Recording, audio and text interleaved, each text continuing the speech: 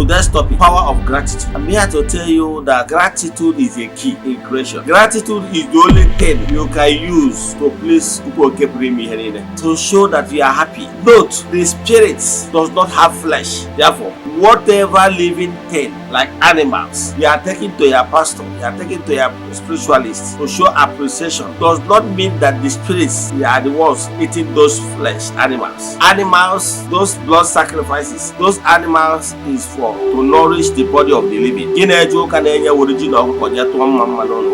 can tell you that gene okoko is not true work. Yes, those gene okoko is for the living. So what true okike creation is looking from you is the gratitude for the innermost. That gratitude. One Igbo adage says, and